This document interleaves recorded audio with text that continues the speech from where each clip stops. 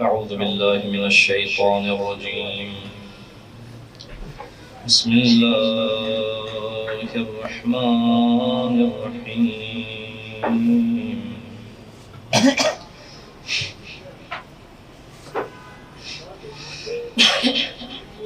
الحمد لله رب العالمين،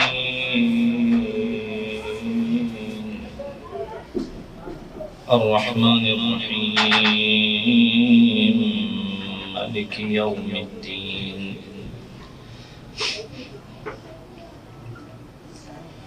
إياك نعبد وإياك نستعين.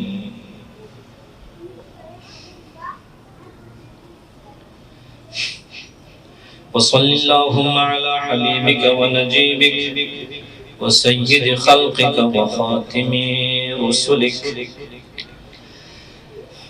محمد وآله الطيبين الطاهرين،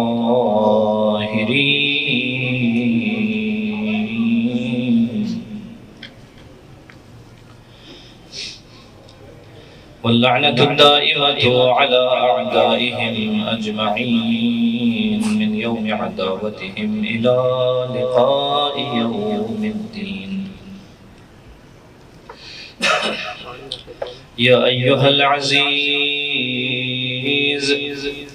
مسنا وأهلنا الضر وجئنا ببضاعة مزجاة فأوف لنا الكيل وتصدق علينا إن الله يجزي المتصدقين.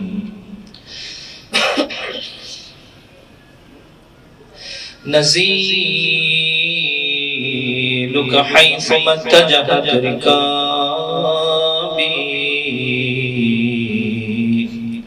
وضيفك حيث كنت من البلاد. أما بعد، فقد قال سبحانه وتعالى في محكم كتابه: أعوذ بالله من الشيطان الرجيم. وإذ أخذنا ميثاق بني إسرائيل لا تعبدون إلا الله وبالوالدين إحسانا وذي القربى واليتامى والمساكين وقولوا للناس حسنا وأقيموا الصلاة وآتوا الزكاة ثم توليتم إلا قليلا منكم وأنتم معرضون. صدق الله العلي العظيم. صلى الله عليه وسلم.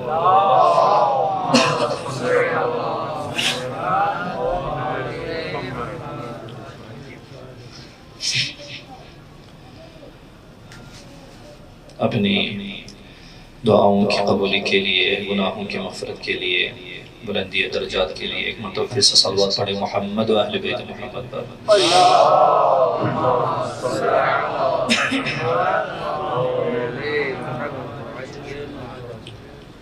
دنیا سے خالی ہاتھ نہ جائیں، قبر میں مرتضیٰ کی زیارت ہو، حشر میں مصطفیٰ کی شفاعت. ایک مرتبہ پھر سے صلوات پڑھیں محمد و اہل بیت محمد پر.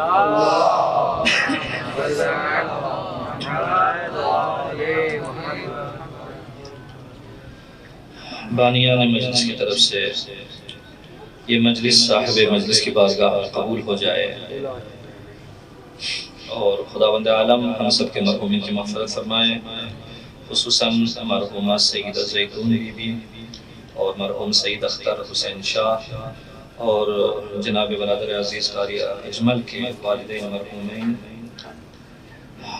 ان کو بھی جوار اہل بیت میں جگہ عنایت فرمائے.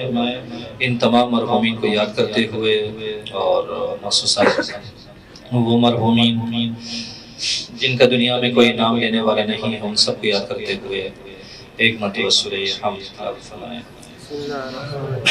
بسم اللہ الرحمن الرحیم.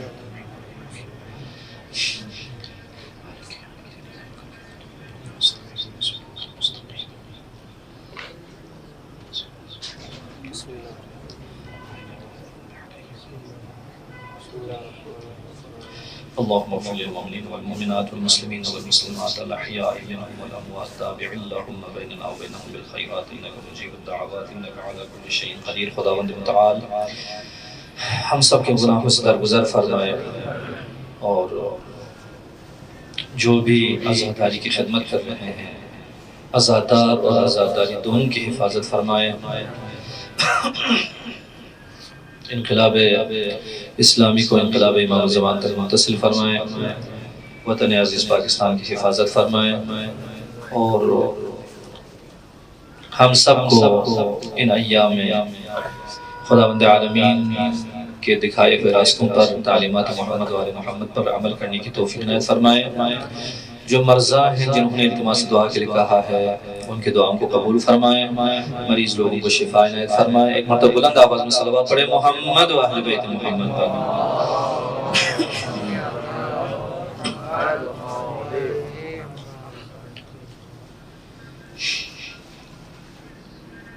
آج شہادت عظمائے حضرت قاسم ابن الحسن صلوات اللہ وسلامہ علیہما کا تذکرہ کروں گا انشاءاللہ. تو اسی مناسبت سے کچھ کلمات عرض کروں. ایک آیت کریمہ کی تلاوت کی تھی تقریباً 2 دن پہلے یا 1 دن پہلے بالاخرہ. تو وہاں پر کچھ باتیں عالم زر کے بارے میں اشارتاً ذکر کی تھی. بہرحال ہمارے بزرگار تشریف نہیں رکھتے ہیں. انہوں نے کچھ سوالات اس موضوع میں اٹھائے تھے اور کچھ باتیں کی. میں دیکھیں آپ سب علماء کرام ہیں. جو میں یہاں پر باتیں کرتا ہوں اور جلدی سے گزرنے کی کوشش کرتا ہوں. علت سب سے بڑی جو علت ہے وہ یہ ہے کہ آپ سب علماء ہیں. علماء میں جب زیادہ کھولیں مطلب تو پھر اس کا جو ہے نا مزہ نہیں رہتا. معمولاً اشارہ مطلب کی طرف کیا جاتا ہے. یہ جو ہے نا عوامی اگر محفل ہو تو پھر وہاں پر یہ گلے اور یہ شکایتیں بہت ہی اٹھتی ہے بہت سجتی ہیں. لیکن علماء کے درمیان اگر زیادہ گفتگو کریں تو کیونکہ دیکھو جو میں منہ سے ابھی بول رہا ہوں ابھی میں نے بات شروع نہیں کی ہے آپ کو انتہا کا پتہ لگ جاتا ہے کیونکہ اہل مطالعہ ہے. لہٰذا اس موضوع پر زیادہ جو ہے نا مسئلہ کھولنے کی بحث کو ضرورت میں نہیں سمجھتا اور وقت کا دامن بھی اسی حساب سے ہے اور میری اپنی قدرت بھی اسی حساب سے ہے. لہٰذا یعنی اس بنا پر زیادہ مطالب جو ہے کھول کے بیان کرنے کی کوشش نہیں کرتا کیونکہ میں اس چیز کو اصلاً جو ہے یہاں کی ضرورت نہیں سمجھتا. آپ کو اس سے بہت ہی بالا اور بلندر سمجھتا ہوں اس وجہ سے یہ کام انجام دیتا ہوں. باہر صورت محمد و اہل بیت محمد پر ایک صلوات پڑھیں.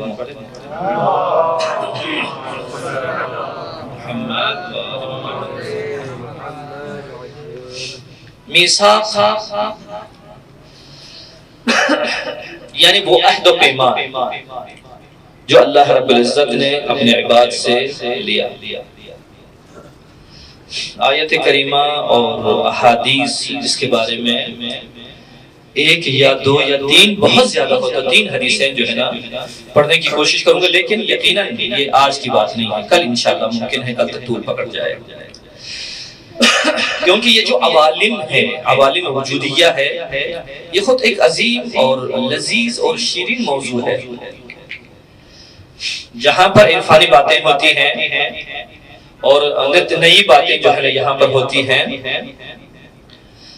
لیکن چونکہ ماہ محرم الحرام ہے ایسی جو ہے نا باتیں نہ کی جائے اور زیادہ سے زیادہ اخلاقیات پر گفتگو ہو جائے تو کبھی کبھار میں جو ہے نا آپ کو خوش کرنے کے لیے حقیقت کی بات ہے دل کی بات ہے کچھ باتیں کر جاتا ہوں. ورنہ اس طریقے سے امام حسین علیہ السلام کی جو اپنی مراد اور ان کا اپنا مقصود تھا کربلا کی اس عظیم واقعے کو رونما کرنا اور اس عظیم معرکے کو انجام دینا اس پر اور اس کے گوشوں پر جو مشکلات ہیں جو شبہات ہیں تاریخ کی طرف مراجعہ کرنے سے ابو الفرج جیسے مورخ زندہ ہوں تو بہت ساری مشکلات ہیں. اہل البیت اطہار علیہ السلام کے دامن پر کوئی نہ کوئی بات لگانے کی کوشش کرتے ہیں یہ لوگ، اور کربلا کے اس معرکے کو اہل تشیع کی ایجادات میں سے قرار دیتے ہیں. تو ایسے مشاکل کو حل کرنا بہت ضروری ہے، لیکن کیا کریں 10 دن ہمارے پاس تو ہوتے ہیں، کس موضوع پہ بات کریں، کس موضوع کو چھوڑیں. اللہ رب العزت نے اسی وجہ سے کوشش یہی ہوتی ہے ایک آیت کی تلاوت ہو جائے، اگرچہ میری زبان پاک نہ ہو، اچھا میرے تلفظ کامل نہ ہو، میرا کلام بہتر نہ ہو، لیکن جو آیت کی تلاوت ہو رہی ہے وہ خداوند عالمین کی ہے، جس حدیث کی قرأت ہوتی ہے وہ ائمہ خدا علیہ السلام کی ہے، پیغمبر اکرم کی ہے، لہٰذا اس کا اپنا اثر ہوتا ہے. لہٰذا میثاق اس کو عالم زر کہا جاتا ہے اور عالم مثال بھی کہا جاتا ہے. یہ 4 عوالم ایک مطلق طریقے سے، پھر اس کے بعد اس کو جب کھولتے ہیں تو اس 4 عوالم کے اپنے نام مختلف ہو جاتے ہیں.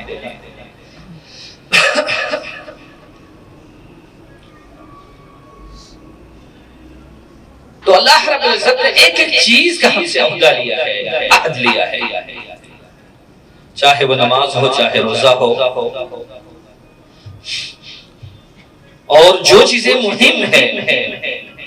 میں تو یہ پسند کرتا ہوں علماء کے درمیان اخلاقیات زیادہ مطرح ہو، عوام کے درمیان اخلاقیات زیادہ مطرح ہو.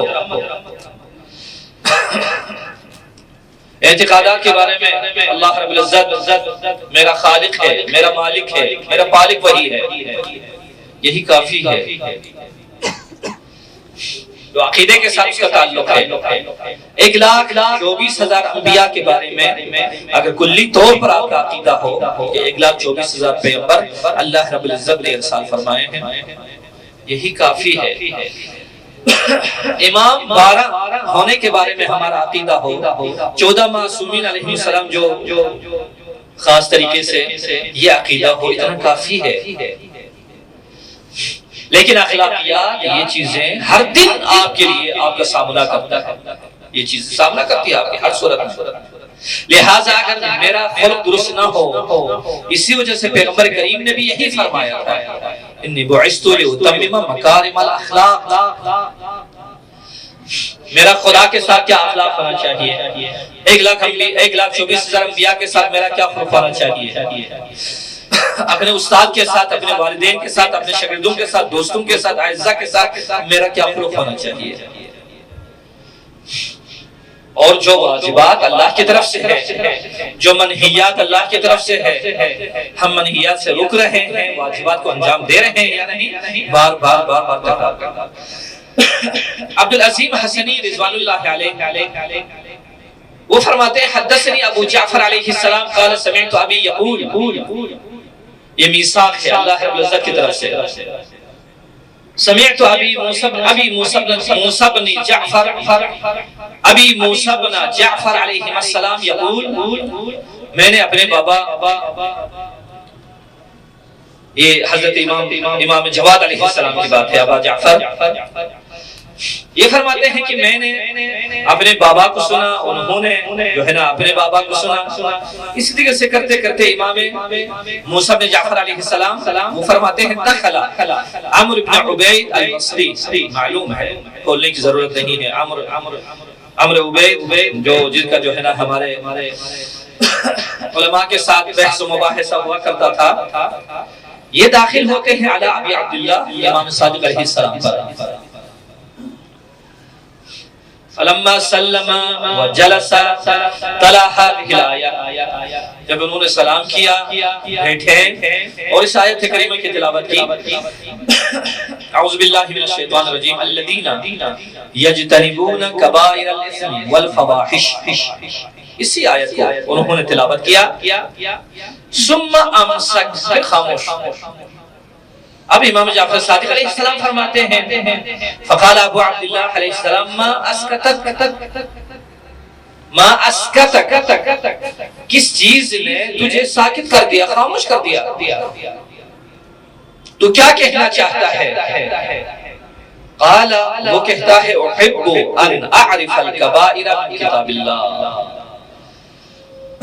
میں گناہان کبیرہ کو اللہ رب العزت کی کتاب سے جاننا چاہتا ہوں۔ ایک امام معصوم ہے، بڑی امید ہے اس سے، اور یہ چاہتا ہے کتاب خداوندی سے گناہان کبائر، گناہان کبیرہ کو پتہ کریں کیا کیا گناہان کبیرہ ہے۔ قال حضرت نے فرمایا نعم یا عمرو، اکبر الکبائر الشرک باللہ، بدترین گناہ کبیرہ خداوند عالمین کا کسی کو شریک قرار دینا۔ جزیات آپ جانتے ہیں، شرک جلی ہے، شرک خفی ہے۔ یہ شرک ایک ایسی بلا ہے جو انسان کا اتنا ساتھ رہتا ہے، وہ جس طریقے سے امام کی جو ہے نا ایک تفصیل ہے، فرماتے ہیں تاریک رات ہو، ایک بہت بڑا صخرہ، ایک چٹان، ایک پتھر بہت بڑا، اور وہ پتھر بھی بالکل ملائم ہو، صاف ستھرا ہو، رات کی تاریکی، پتھر سیاہ، صاف ستھرا، اس پر ایک چونٹی چلے، اس کے پاؤں کی کتنی آہٹ ہوگی، کوئی بھی چیز نہیں ہے۔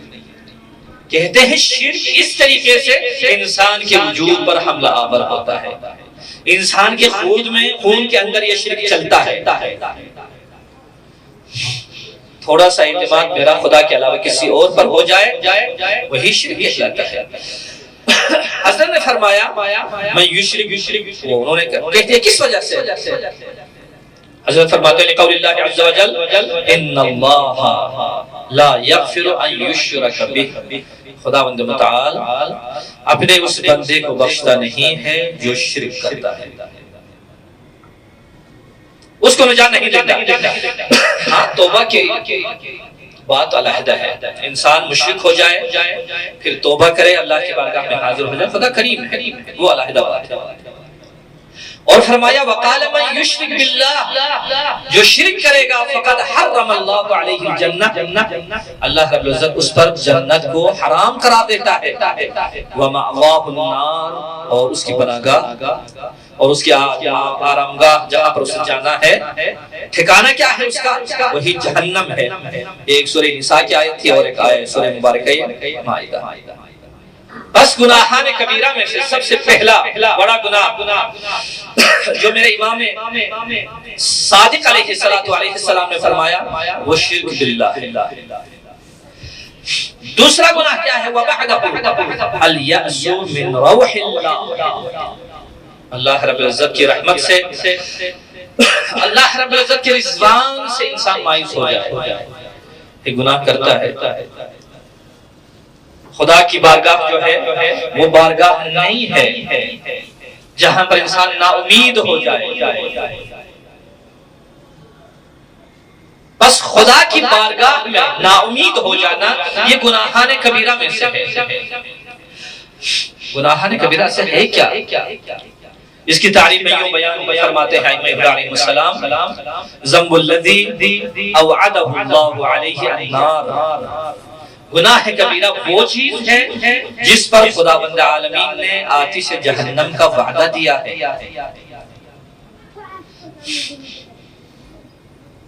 خداوند عالمین کی رحمت سے مایوس ہو جانا، رضوان سے مایوس ہو جانا، لأن اللہ یقول، کیونکہ اللہ رب العزت ارشاد فرماتا ہے لا ییأس من روح اللہ الا القوم الکافرون، یعنی خداوند عالمین کی رحمت سے صرف کافر لوگ ہی نا امید ہو جائیں گے۔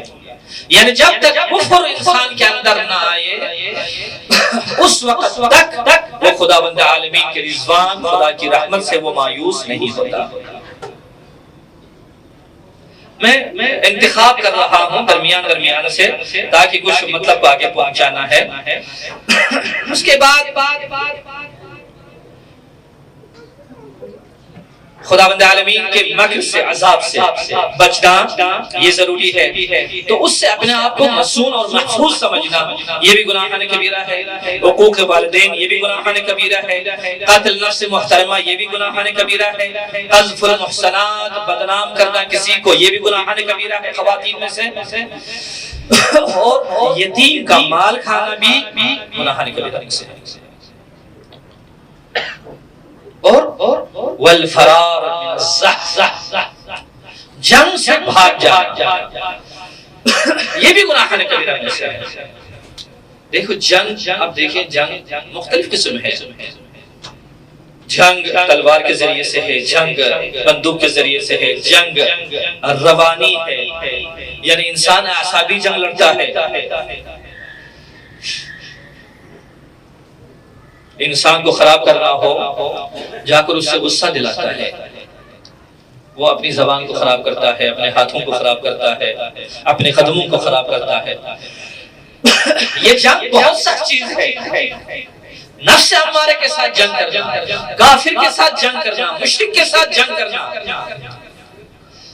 غلاۃ کے ساتھ جنگ کرنا، منافقین کے ساتھ جنگ کرنا، یہ ہر میدان ہے۔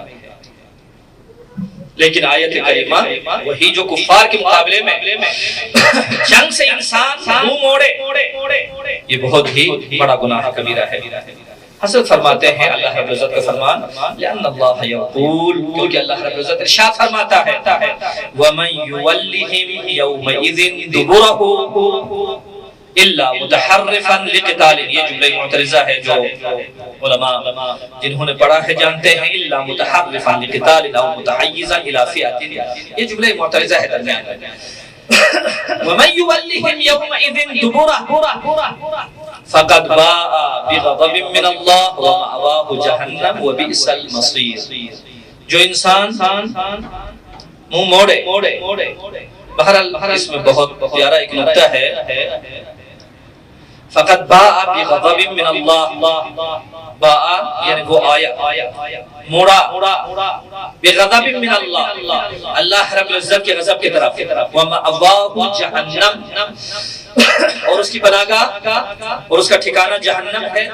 کہتے وَبِئْسَ الْمَصِيرُ، اور وقن جہنم کتنا برا ٹھکانہ۔ جہنم کے واقعات لوگوں کے ساتھ کس طریقے سے عذاب ہوا کرتا ہے، لوگوں پر کتنی تکلیف ہوتی ہے۔ ایک جہنمی کے اس کی زبان سے، اس کے جسم سے بہنے والا خراب خون، بہنے والی وہ پیپ اگر دنیا میں لے کے آئے، دنیا میں اس کا ایک قطرہ چھوڑ دیں، اہل دنیا کے لیے اس کی بدبو کافی ہے۔ ہم جہنم کہتے ہیں جہنم، لیکن بہت مشکل ہے۔ آیت کریمہ میں یہ ہے وَمَن يُوَلِّهِمْ يَوْمَئِذٍ دُبُرَهُ، اگرچہ تفصیل اور تنزیل کے جو موارد ہوتے ہیں اپنی جگہ محفوظ ہے، لیکن جو ظاہراً آپ بھی اگر تھوڑی سی دقت کریں ان تفاصیل سے ہٹ کر اگر ہمیں بھی تھوڑی سی اجازت ہوتی تو ہم یہی کہتے ہیں یہ آیت کریمہ صرف اور صرف جو ہے نا امر بالنعاس کی حق میں نازل ہوئی ہوگی۔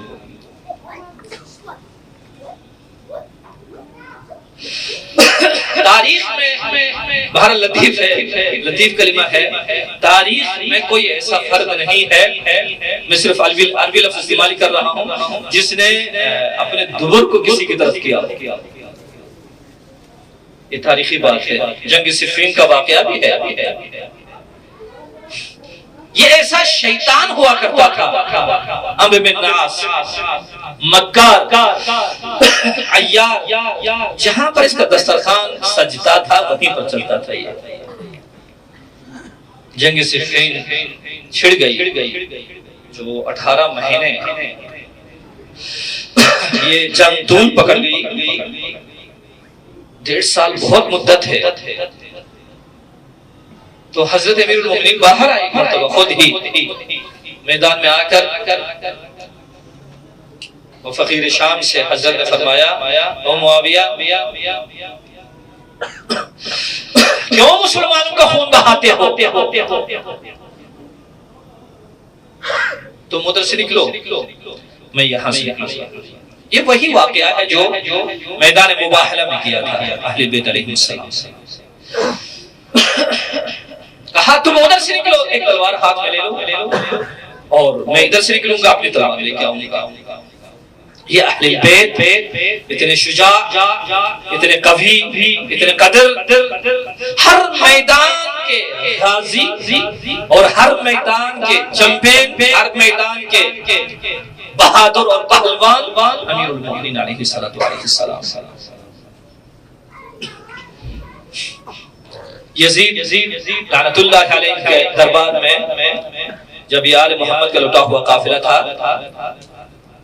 امام حسن مجتبی علیہ السلام کا ایک فرزند ارجمند جو صغر سنی کی وجہ سے، کم عمری کی وجہ سے زندگی ان کی بچ گئی تھی، وہ بھی اسی لٹے ہوئے قافلے میں تھا۔ یزید جس کا ایک بیٹا تھا حضرت کا ہمسن، امام حسن کے فرزند کا ہمسن ایک بیٹا تھا بنام خالد۔ یزید نے اسے مخاطب کر کے کہا جا کر اس بچے سے تم جو ہے نا کشتی لڑو۔ اور امام حسن علیہ السلام کے فرزند سے اس نے کہا اے نوجوان، چاہتے ہو میرے بیٹے سے کشتی لڑو؟ پسند ہے تمہیں؟ یہ آل محمد ان میں چھوٹائی نہیں ہے، بڑھائی نہیں ہے، کم عمری اور جوان نوجوان اس میں نہیں ہے، شجاعت اللہ رب العزت نے گھوٹ گھوٹ کر ان کے اندر جو ہے نا رکھ دی ہے، بڑی۔ حضرت نے فرمایا میں ضرور لڑوں گا، لیکن ایسے نہیں جو دوسرے عام طور پر جو ہے نا مرغے شرغے لڑتے ہیں، ایسے نہیں۔ اپنے بیٹے کے ہاتھ میں ایک چھری دے دو اور میرے ہاتھ میں ایک چھری دے دو، پھر جا کے میں تیرے خالد سے لڑوں گا، پھر پتہ لگ جائے گا تیرا خالد بہادر ہے یا میں بہادر ہوں۔ اس وقت وہ ملعون کہتا ہے حل تلد الحیۃ الا الحیہ، ایک مثال دیتے ہیں، یعنی جس کو ہم اپنی زبان میں دوسری تعبیر میں کہیں شیر کا بچہ شیر ہی ہوتا ہے۔ جب وہ ایک غرش کرتا ہے، ایک غرانہ شروع کر دیتا ہے وہاں پر شیر، تو پھر سارے اس کے سامنے جتنے بھی پرندے چرندے ہیں وہ سب کے سب بھاگ جاتے ہیں۔ یہ امیر المومنین سرور کائنات کے پیغمبر کریم صلی اللہ علیہ وآلہ وسلم کے بعد فرمایا معاویہ تو ادھر سے نکل، میں ادھر سے نکل کے آتا ہوں، جس کو جو قتل کر دے۔ معاویہ بڑا جو ہے نا بالآخرہ وہ چالاک اور ایسے ہی شیطنت اس کے اندر تو تھی، اس نے عمر کو بلایا، عمر بن عاص کو، یہ عاص بن وائل وہ جس پر خدا کی لعنت ہے، اس کا یہ جو ہے نا بالآخرہ فرزند ہے، پوتا ہے۔ کہا اے عمر تو اس کے بارے میں کیا چاہتا ہے، مشورہ دے تو میں کیا کروں، کیا واقعا جاؤں میدان میں؟ اس نے کہا علی نے بہت منصفانہ بات کی ہے، بہت منصفانہ بات کی ہے، جائے ایسا لڑے، اپنی جو ہے بہادری دکھا دے۔ تو ہنس کے کہتا ہے، وہ خود کہتا ہے سامنے ملعون، اپنے جو ہے نا عمر سے کہتا مشاغل سے ملعون، میرے خیال میں تجھے جو ہے تیرے دل میں شام کی حکومت آ گئی ہوگی ابھی اس وقت۔ یہ امر ایسا ہے۔ تو اس آیت کریمہ میں جو ہے نا جب ایک لفظ دبر کا، دبر ویسے ہوتا ہے پشت، اس کو جو ہے زیادہ وہ نہ لینے، عرب ہے۔ اب ہم اپنی زبان میں کسی خاص جو ہے نا بالآخرہ موارد میں استعمال کرتے ہیں، اپنی جگہ یہاں پر ہے وَمَن يُوَلِّهِمْ يَوْمَئِذٍ دُبُرَهُ، جو اپنے دبر کو دکھا دے، وہی اور المؤمنین نے حملہ تابڑتوڑ حملے کیے شامی لشکر پر۔ تو جیسے عمر کے پیچھے حضرت علی علیہ السلام لگے کہ اس کو جو ہے کسی طریقے سے مار دے، قتل کر دے، پہلے تو وہ دوڑتا کیا، یہ تو دوڑتا تو ان کا اپنا کام ہے، ان کی وراثت میں موجود ہے الحمدللہ رب العالمین، یہ تو ان کو شکر کرنا چاہیے۔ یہ دوڑتا کہ آخر میں جیسے دیکھا نہیں ذوالفقار کی وہ جو دو نوک ہیں وہ میرے نزدیک پہنچ رہی ہے، فوراً زمین پر بیٹھ جاتا ہے۔ تو اس کے بعد فتولا دبرا، اپنی زبان کی بات کر رہا ہوں، فتولا دبرا، اس نے اپنے دبر کو دکھا دیا۔ مولا علی بھی شرمندگی کی وجہ سے جو ہے واپس چلے آئے۔ بہرحال جنگ میں پشت دکھانا، منہ موڑنا یہ درست نہیں ہے کسی بھی طریقے سے۔ صلوات پڑھے محمد و اہل بیت محمد۔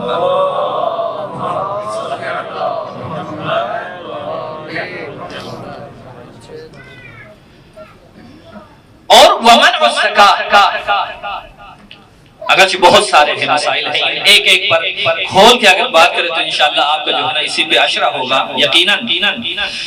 ومنع الزکاۃ المفروضہ، جو زکوٰۃ مفروضہ ہے اس کو منع کرنا، یعنی اس سے روک لے۔ زکوٰۃ کا ادا نہ کرنا یہ بھی گناہان کبیرہ میں سے ہے۔ اگر ہر کوئی مسلمان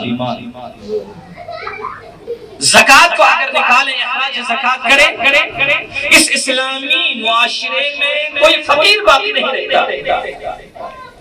یہ زکوٰۃ ایسے واجبات میں سے ہے۔ فرماتے ہیں لأن اللہ یقول، امر کہتا ہے کیوں سردار کہتے ہیں لأن اللہ یقول، کیونکہ اللہ رب العزت نے فرمایا یوم یحمى علیہا فی نار جہنم فتکوی بها جباہہم وجنوبہم وظہورہم۔ سورہ توبہ کی آیت نمبر 35 ہے، وہاں پر مطالعہ کریں۔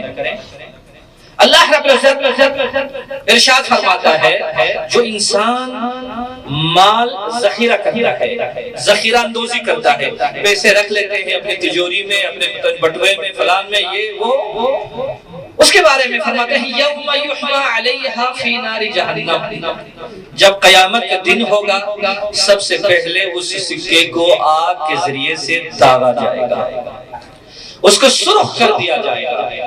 فتکوی بها، پھر داغا جاتا ہے۔ تکوی بها، یہ کبھی جو ہے نا استری جو ہے نا آپ نے دیکھا ہوگا لوگ لکھے ہوتے ہیں کبھی، اور یہ استری وغیرہ۔ فتکوی بها، جیسے استری انسان جو ہے نا کپڑے پہ کرتا ہے، ایسے ہے قیامت کے دن اس کے جسم پر اسی سکے کو داغا جاتا ہے۔ کہاں کہاں پر؟ جباہہم، اس کی پیشانی پر سب سے پہلے داغا جائے گا، وجنوبہم، اس کے پہلو میں، وظہورہم، اور اس کی پشت میں۔ اللہ رب العزت کو کوئی دوسرا جو ہے نا مقام نہیں ملا، چوتھا مقام نہیں ملا۔ کیا؟ جب سرقت کی بات آتی ہے تو وہاں پر کیا ذکر ہوتا ہے؟ والسارق والسارقۃ فاقطعوا ایدیہہما، ہاتھ کاٹ دیے جاتے ہیں، پھر پاؤں کاٹ دیے جاتے ہیں۔ زنا کرتا ہے، تین وہاں پر گروہ ہیں، ایک جوان ہے شادی شدہ نہیں ہے، وہ اگر زنا کرے تو فجلدوہم 80 جلدہ، 100 کوڑے مار دیے جائیں، لوگوں کے سامنے چھترول کرے اس کو صحیح۔ دوسرا قبیلہ کیا ہے؟ دوسرا طبقہ وہ ہیں جن کی شادی ہوئی ہے، جوان ہے، بیوی کے لیے شوہر مہیا ہے، شوہر کے لیے بیوی مہیا ہے، محسن ہے اور محسن ہے، بیوی محسنہ ہے، محسنہ ہے، تو کیا کیا جائے گا؟ کہا گیا ان کو جو ہے نا بالآخرہ قتل کر دیا جائے گا، سب قلم کر دیا جائے گا۔ تیسرا طبقہ کیا ہے؟ ایک 80 سالہ بوڑھا، ایک 90 سالہ بوڑھی، نعوذ باللہ سب نسجر بھی، اگر یہ زنا کے مرتکب ہو جائے تو فرمایا گیا پہلے جا کر اس کو چھترول کر دو، 100 کوڑے اس کو لگا دو، اس کے بعد اس کو قتل کر دو۔ یا اللہ، یہ کون سی جو ہے نا بالآخرہ کیا فلسفہ ہے؟ صاحب شریعت سے پوچھا جاتا ہے، صاحب شریعت نے فرمایا دیکھ لذت کی زندگی تھی وہ تو گزر گئی تھی، 18 سال کی عمر میں جو کچھ کیا اس نے کیا، 20 سال کی عمر میں جو کچھ نے کیا، 50 سال 60، اب یہ عمر وہ مسعود کی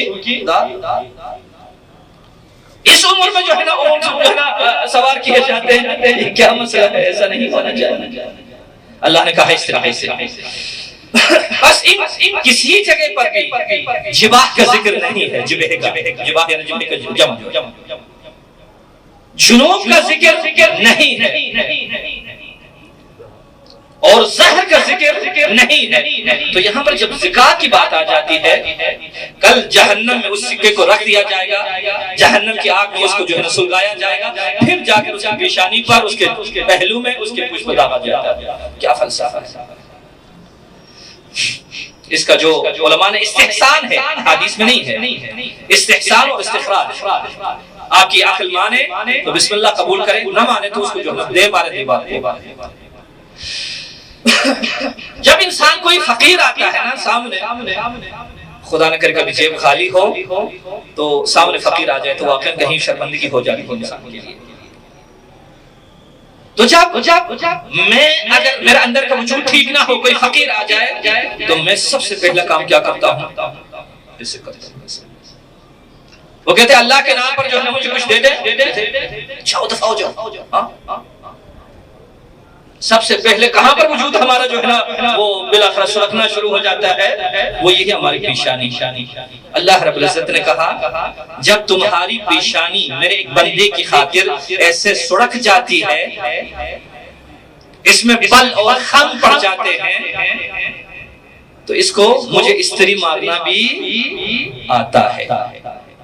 اور اللہ رب العزت نے اس سکے کے ذریعے سے جو اس پہ جو ہے نا لکیریں اس پہ آ گئی ہے اس کو سیدھا کرتا ہے قیامت کے دن استری مارنا. یہ ایک بات. دوسری چیز پشت اور یہ جنوب کا پہلو کی کیا وجہ ہے؟ معمولاً ہمارے جیب جو ہے نا ویسے استخراج ہے، استحسان ہے، قبول کرے نہ کرے جو ہے ہمارے جیب معمولاً خصوصاً جو ملا کے جیب ہوتے ہی جو ہے ستارہ لوگیوں دائیں بائیں تو ہوتے ہی ہے. اکثر جیب تو اسی میں ہوتا ہے، اس میں پیسے رکھتے بٹوا رکھتا ہے. معاملہ آج کل کے جو ہے نا خصوصاً جو کرتا بناتے ہیں اس کا تو اگلی جیب تو ہوتی نہیں ہے. ہماری استدلال ہے یہ جیبیں جو ہے نا یہاں پہ ہے. جیسے فقیر آ جائے تو ایسے جو ہے نا اس اپنے پہلو پر ہاتھ رکھنا شروع کر دیتے ہیں، کہیں پر جیب کا اظہار نہ ہو جائے، بٹوے کا اس کا احساس نہ ہو جائے. اور تیسری چیز وہ یہی ہے کہ فوراً انسان کیا کر لیتے ہیں؟ پش کر لیتے ہیں ایسے. یہ تو آپ نے دیکھا ہوگا بہت ساری جگہوں پر کہ جب کوئی فقیر آ جائے تو مالدار اپنی پش اس فقیر کی طرف جو ہے کر لیتا ہے. تو اللہ رب العزت نے کہا میں تمہاری جو ہے پیشانی کو بھی سیدھا کر سکتا ہوں، میں تمہارے پہلو کو بھی سیدھا کر سکتا ہوں، اور میں تمہاری پش کو بھی سیدھا کر سکتا ہوں. صلوات پڑھیں محمد و اہل بیت.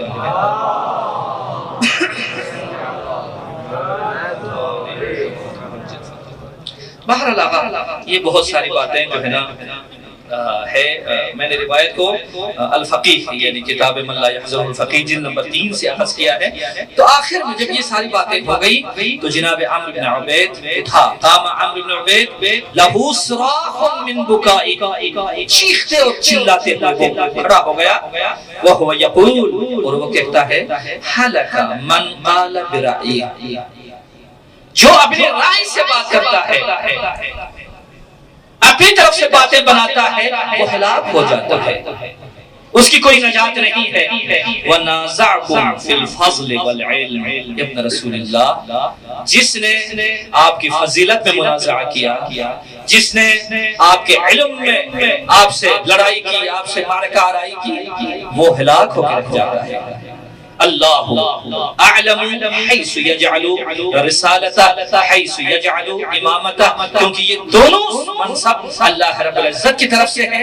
اللہ جسے چاہتا ہے رسالت عنایت کر دیتا ہے، اللہ جسے چاہتا ہے امامت عنایت کر دیتا ہے. صلوات پڑھیں.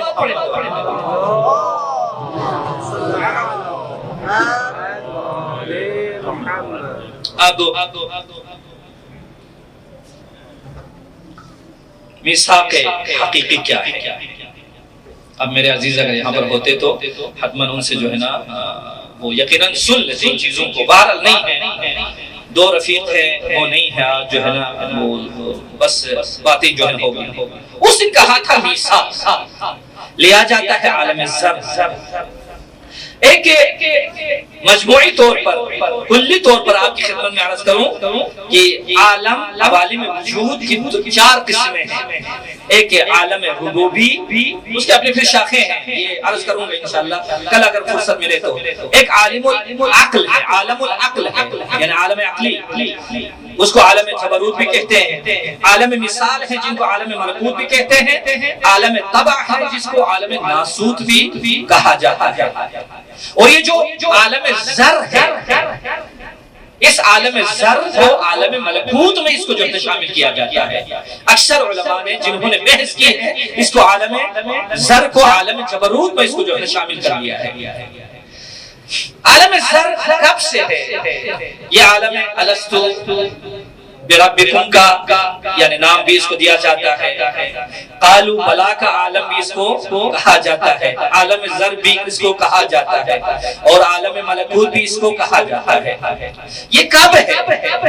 یہ جس وقت حضرت آدم علیہ السلام، دو نظریہ ہے، یا تو آدم علیہ السلام سے کچھ لحظہ پہلے اس عالم کو اللہ نے وجود میں لے کے آیا ہے، یا عالم کی حضرت آدم ابو البشر علیہ السلام کی تخلیق کے ساتھ یہ عالم وجود میں آیا ہے۔ دقت کیجیے گا، قرآن کریم میں بہت ساری آیات ہے، لیکن ایک دو آیتوں میں اس کے بارے میں تفصیل اور صراحتاً اس کے بارے میں بیان آیا ہے۔ سورہ مبارکہ اعراف کی آیت نمبر 172، 173، 174، یہاں پر اللہ رب العزت کیا ارشاد فرما رہا ہے؟ وَإِذْ أَخَذَ رَبُّكَ مِنْ بَنِي آدَمَ، میرے حبیب اس وقت کو یاد کرو جب تمہارے پروردگار نے بنی آدم سے، نہیں کہا خود آدم سے، بنی آدم سے یہ عہد لیا، یہ پیمان لیا۔ بنی آدم کیا ہے؟ من ظہورہم ذریتہم، یعنی جو بھی ذریت ہے، جو بھی ان کے پشت سے نکلنے والے ہیں، یعنی یوں کہہ لے آدم کو جیسے خلق فرمایا اللہ رب العزت نے، ابتداء خلقت سے لے کر انتہاء خلقت تک کی تمام مخلوقات کو علم میں، وسیع الہی میں اس کو گھیرے میں لے لیا۔ یہ ذر ہے، دیکھو عالم ذر معلوم ہے، ذر فارسی میں بھی اسی ذرے کو کہا جاتا ہے، اس کو لے لیا۔ وَأَشْهَدَهُمْ عَلَىٰ أَنفُسِهِمْ، ابھی 1400 سال بعد میں آنا ہے اس سے وجود، 1000 سال بعد میں آنا ہے، 10,000 سال، لاکھ سال بعد میں آنا ہے وجود، لیکن اللہ رب العزت نے عہد کیا، ان سے عہد کیا، وَأَشْهَدَهُمْ عَلَىٰ أَنفُسِهِمْ، اور ان کو اپنے اوپر انہوں نے اللہ رب العزت نے گواہ بنا دیا۔ اب علماء فرماتے ہیں کہ جو لام ہے وہ نفع کے لیے ہے، اللہ کس کے لیے ہے؟ اگر کوئی قرینہ نہ ہو تو وہ ضرر کے لیے ہے۔ عَلَىٰ أَنفُسِهِمْ، یعنی ان کو اپنے خلاف گواہی لے لیا اللہ رب العزت نے۔ کیوں؟ اور فرمایا الست بربکم، کیا میں تمہارا پروردگار نہیں ہوں؟ عالم ذر میں یہ بتا رہا ہے اللہ۔ قالو، تو یہ ذریت نے، آدم کی اولاد نے، یہ بنی آدم نے کیا کہا؟ شہیدنا، جی ہم شاہد ہیں، ہم گواہ ہیں اپنے اوپر۔ کیوں کیا؟ یہاں پر یہ علت بیان کرتا ہے، کیا جاتا ہے ان تقولوا یوم القیامت انا کنا عن ھذا غافلین، یعنی کیوں گواہ بنا دیا؟ اس وجہ سے گواہ بنا دیا تاکہ یہ لوگ قیامت کے دن یہ نہ کہیں کہ پروردگار ہم غافل ہیں۔ یہ تو یقینی بات ہے، اگر اللہ رب العزت کسی انسان کے اندر اگر علم کا وجود نہ رکھتا پھر اس کے بعد کہے بندہ میں تجھے جہنم میں داخل کروں گا، درست بات نہیں۔ اللہ نے انسان کو بنایا علم کے ساتھ، تب جا کر یہ انسان مکلف بنتا ہے، لہذا وہاں پر بھی، لیکن اللہ رب العزت کو اس انسان کا علم ہے، لہذا اللہ نے فرمایا کہیں قیامت کے دن یہ جا کر نہ کہیں پروردگار ہم غافلین میں سے ہیں۔ ایک دوسری جو آیت ہے اس میں یہی ہے، او تقولوا، یا یہ لوگ کہہ دے، یعنی تم کہہ دو، انما اشرک آباؤنا من قبل وکنا ذریۃ من بعدہم افتہلکنا بما فعل المبطلون۔ یہ ممکن ہے یہ کہیں ہم تو ہمارے آبا نے شرک اختیار کیا ہے، ہمارا کیا قصور ہے؟ بہت ابھی ایک بات ہے کہ بھئی ساری چیزیں فلانی پر چھوڑ دے، قصور اس کا ہے، میرا کیا قصور ہے؟ اللہ نے آپ کو بھی دیکھنے کے لیے آنکھیں دی ہے، سوچنے کے لیے دل دیا ہے، فیصلے کرنے کے لیے عقل اللہ نے عنایت فرمائی ہے۔ اللہ فرماتا ہے کیوں میں نے عہد لیا ان سے، وہ اسی وجہ سے قیامت کے دن یہ لوگ کیا کہیں ہمارے باپ جو ہے نا، ہمارے باپ دادا مشرک تھے، ہم انہی کی ذریت میں سے تھے۔ تو اس کے بعد وہ کہتے ہیں پروردگارا کیا ان کے عمل کی وجہ سے ہمیں یعنی جہنم میں ڈال دو گے؟ اللہ نے کہا نہیں، میں تمہیں علم دیا ہے، الرحمن علم القرآن خلق الانسان علمہ البیان. خلقت کے بعد اگر علم نہ ہوتا تو مکلف کہاں سے آتا؟ تکلیف کا وجود کہاں سے رہا؟ یہ ایک یعنی آیت کریمہ ہے. حدیث کا تھوڑا سا جو ہے عرض کر کے پھر جو ہے نا آپ کی زحمات کو تمام کروں گا. بقیہ کل انشاءاللہ تفصیل کل آپ کی خدمت میں عرض کروں گا. امام باقر علیہ السلام ارشاد فرماتا ہے، حبیب سجستانی راوی ہے یہاں پر، فرماتے ہیں ان اللہ عز وجل لما اخرج ذریت آدم علیہ السلام من ظہرہ، جب اللہ رب العزت نے آدم کی ذریت کو آدم کی پشت سے نکالا، لیأخذ علیہم المیثاق، اللہ کیونکہ اپنے لیے ان سے عہد و پیمان لیا جائے.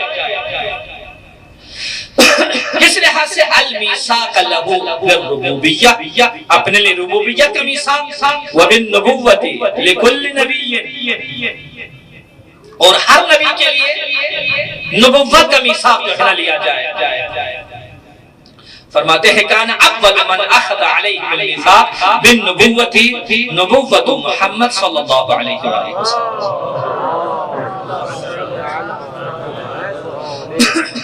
سب سے پہلے میثاق جو لیا گیا وہ پیغمبر آخر زمان کی نبوت کے ساتھ میثاق لیا گیا.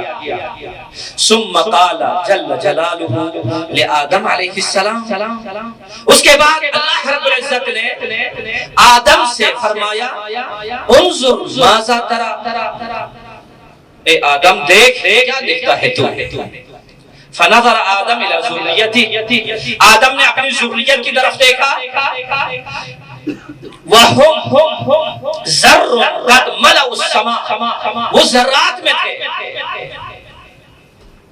جو کمترین نقطہ ذرات میں تھے، قَدْ مَلَأُ السَّمَاء، جس نے سما کو آسمان کو بھر دیا تھا، پور کر دیا تھا. فقال یا آدم، حضرت باری حق نے فرمایا اے آدم، فقال آدم، حضرت آدم نے عرض کیا یا رب ما اکثر ذریتی، ذریت ہے میری،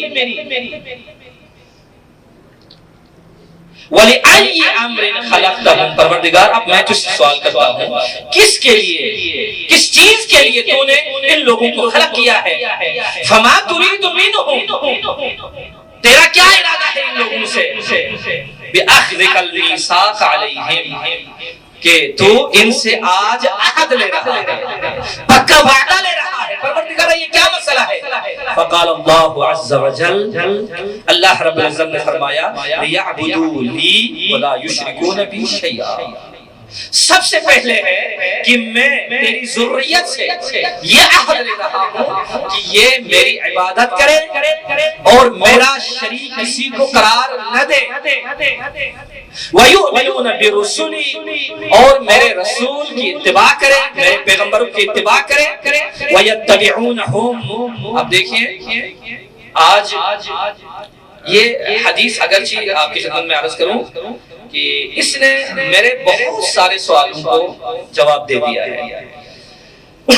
انشاءاللہ اللہ رب العزت توفیق دے، کل آپ کی خدمت میں حدیث جو ہے نا پوری میں پڑھوں گا، اور بہت سارے سوالات جبر کے لحاظ سے، عالم زر کے لحاظ سے، عالم لاہوت و جبروت و ملکوت کے لحاظ سے، ناسوت کے لحاظ سے، اس میں ہمارے لیے جواب مل جائیں گے. لیکن دقت کرنے کی ضرورت ہے. انشاءاللہ اگر خدا نے عمر دی تو کل انشاءاللہ یقیناً اس کے بارے میں گفتگو جو ہے نا ہوگی، ادامت دے دوں گا. آج حضرت قاسم علیہ السلام یتیم امام حسن مجتبی صلوات اللہ وسلم علیہ، یہ باب الحوائج ہے.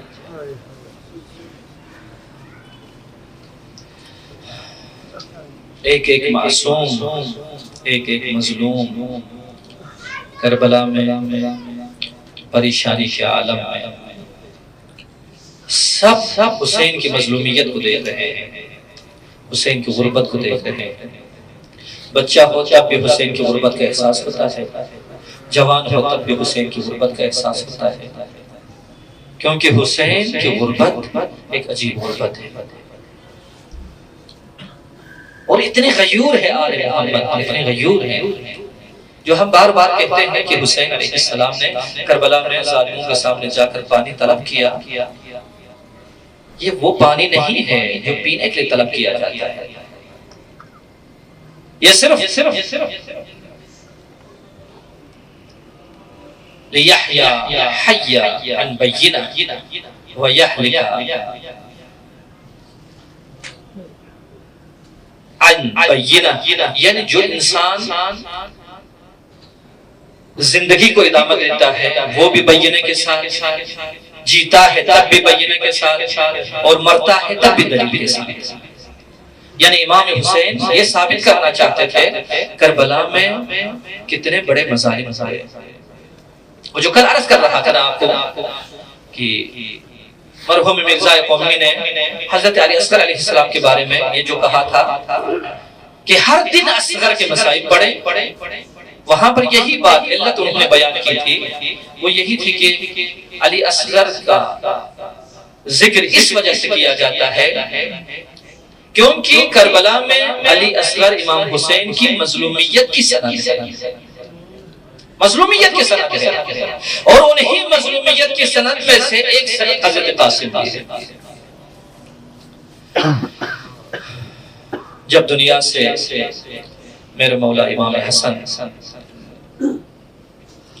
زہر نوش کرنے کے بعد روح مبارک جسم مطہر سے مفارقت کر رہی تھی، اس وقت وصیت میں امام حسین علیہ السلام کو کہا تھا، فرمایا تھا میرے بھائی حسین، یہ جو میرا حسن بچہ ہے یہ تمہارے حوالے۔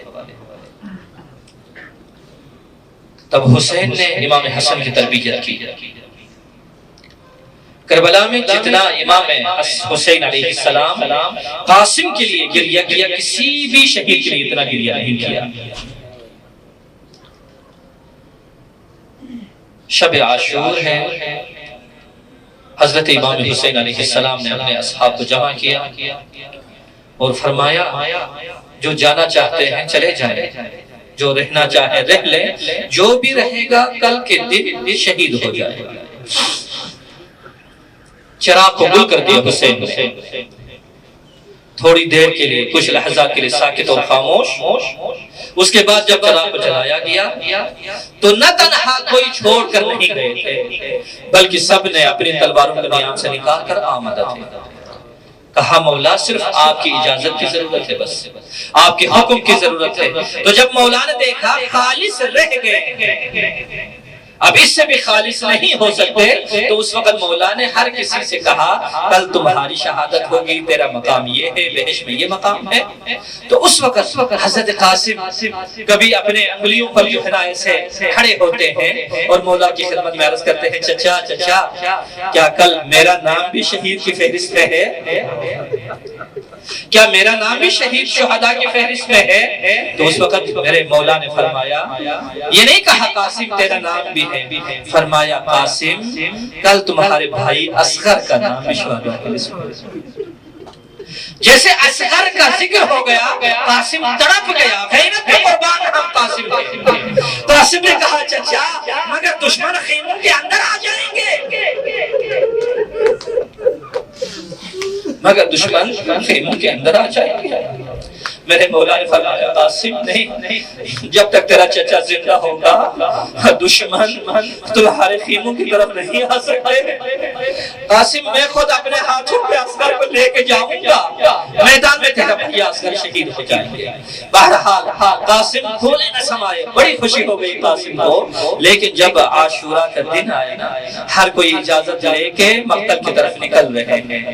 قاسم بھی آئے اور کہا چچا جان مجھے بھی اجازت دے دیں، مجھے بھی شہید ہونا ہے۔ تو قاسم کو مولا حسین نے کیا فرمایا، قاسم تو میرے بھیا حسین کی یادگار ہو۔ جس طریقے سے امام حسین فرمایا کرتے تھے اکبر کے بارے میں میں ایسے قاسم کے بارے میں فرمایا کرتے تھے، قاسم جب بھی مجھے اپنے بھیا حسن کی یاد آتی، جب بھی بھیا کی یاد مجھے ستاتی، قاسم میں تجھے دیکھ لیتا، لیکن قاسم اگر تو شہید ہو جائے تو میرے بھیا کی یادگار، تو میرے بھیا کی یاد میں کیسے کروں گا؟ اللہ اکبر۔ قاسم معصوم آنکھوں سے خیمے میں گئے، جب بچہ گریہ کرتا ہے نا اس کی پناہگاہ ماں ہوا کرتی ہے، یہ یتیم ہے، باپ کے پاس جا کر شکایت کرنے کا موقع نہیں ہے، اماں کے پاس جا کر اماں کی گودی میں سر رکھ کر قاسم نے کہا اماں دیکھ، کاش اگر میرے بابا آج زندہ ہو گئے تو چچا دوسروں کی طرح مجھے اجازت دے دے، اماں ذرا جا کر میری سفارش تو کر دے۔ کہا قاسم بیٹے تمہارا چچا اجازت نہیں دیں گے، لیکن قاسم میں مجھے ایک میرے بابا کی وصیت آئی، ذرا اپنے بازو کو بڑھاؤ۔ بازو کو بڑھایا تو کہا قاسم جب آپ کا بابا دنیا سے جا رہے تھے ایک تعویذ میرے بازو میں باندھ دیا تھا اور فرمایا تھا جب کبھی حسین پر زیادہ مصیبت آئے تو اس تعویذ کو کھول لینا۔ اللہ اکبر۔ تعویذ کو قاسم نے ہاتھ سے لے لیا، خوشی سے پھولے نہ سمائے، تعویذ کو کھولا نہیں ہے، دوڑتا ہوا چچا کی خدمت میں آئے، عرض کیا چچا جان یہ آپ کے بھائی حسن کا لکھا ہوا ہے۔ حسن کی تعویذ جب دیکھی پہلے چھوما، پیشانی سے لگایا، تو اس تعویذ کو جب کھولا تو اس میں کیا لکھا ہوا ہے؟ لکھا ہوا ہے میرے بیٹے قاسم ایک دن ایسا آئے گا تیرے چچا کو کربلا میں دشمن اپنے نرخے میں لے لیں گے۔ اے میرے بیٹے جب کربلا میں تیرے چچا کی آواز فریاد بلند ہو جائے تو اس وقت اپنی جان چچا پر نثار کر لینا، اگر تیرا چچا نہ مانے تو پہلے چچا کے ہاتھوں کے بوسے لے لینا، پھر بھی چچا نہ مانے تو قدموں پر سر رکھ کے گڑگڑانا ہے۔ اللہ اکبر۔ جب حسین نے یہ کلمات پڑھے نا تو اس وقت قاسم نے کہا بیٹے ذرا میرے سینے سے لگ جاؤ۔ حسین کبھی بے ہوش نہ ہوا تھا، لیکن یہاں پر چچا روتا ہے، بھتیجا روتا ہے، حتی خوشی علیہما، یہاں تو دونوں بے ہوش ہو گئے۔ زینب بے ہوش ہوا کرتی تھی، ام کلثوم بے ہوش ہوا کرتی تھی، لیکن آج زینب اپنے ہاتھوں میں پانی کا کوئی قطرہ بچا ہوا ہو، اگر پانی نہیں ہے آنسو کے قطرات جمع کر کے حسین کے چہرے پر چھینٹے مار دیتی ہے۔ بھیا حسین یہ تجھے کیا ہو گیا؟ ہائے قاسم، ہائے قاسم، ہائے باب الحوائج، تیرا اتنا مقام تھا، حسین مول کے بل زمین پر گرے، گریہ کیا، اللہ قاسم کو آمادہ کیا، قاسم کو امامہ پہنایا، جیسے ایک میت کے سر پر امامہ باندھ دیا جاتا ہے۔ امامے کا ایک گوشہ اس طرح، امامے کا ایک گوشہ دوسرے رخسار پر، قاسم اتنا حسین تھا، حسین نے سوچا کہیں دشمن کی آنکھ نہ لگ جائے قاسم کو۔ اللہ قاسم میدان کو گئے، جب رفتل میں پہنچے مبارز طلب کیا، روایت میں ہے 60 ملائن کو واصل جہنم کر دیا۔ اتنے میں قاسم نے مبارز طلب کیا تو کوئی قاسم کے مقابلے میں نہیں تیری شجاعت پر قربان، ہائے تیری ہمت پر قربان، 13 سالہ بچہ 30,000 لشکر جرار پر حملہ آور ہو جاتے ہیں، جب دشمن کے درمیان میں قاسم گھیرے میں آ گئے، کسی نے قاسم پر تیر چلایا، کسی نے تلوار چلائی، ہائے ایک ظالم نے پشت قاسم پر وہ بڑا نیزہ مارا، قاسم کے سینے سے نیزہ نکل آتا ہے، خیمگاہ کی طرف رخ کر کے چچا حسین کو سلام کہتا ہے، ہائے چچا قاسم کا آخری سلام قبول فرما، ہائے حسین کی آنکھوں میں دنیا تاریک ہو گئی، ظالموں پر حسین نے حملہ کیا، اللہ حسین کی تلوار سے بچتے بچاتے دشمن ادھر سے ادھر ادھر سے ادھر، ہائے قاسم کا لاشا گوروں کی ٹاپو کے نیچے آئے، اللہ اکبر، حسین پہنچے قاسم کے سرحانے، اس وقت حسین نے دیکھا قاسم ایڑیاں رگڑ رہے، جسم میں کوئی جان نظر نہیں آتی ہے، حسین نے کہا یا قرۃ عینی یا قاسم، تیرے چچا کے لیے بہت افسوس ہے، تو نے چچا کو آواز دی لیکن چچا تیری آواز پر پہنچ نہ سکا، یا تو تیری آواز پر پہنچا لیکن کوئی فائدہ نہیں ہوا، اللہ قاسم کے جسم کو حسین نے اپنے سینے سے لگایا، راوی کہتا ہے قاسم کے دونوں پاؤں زمین پر ہاتھ کھینچ رہے تھے، حسین نے کہا بیٹے قاسم میں نے ہر بار تجھے سینے سے لگایا لیکن تیرے پاؤں زمین پر نہیں آتے تھے، میرے لال تجھے اب کیا ہو گیا، تیرا قد حسین کے قد سے بھی زیادہ ہو گیا ہے۔ اللہ لعنت اللہ علی قوم الظالمین، ماتم حسین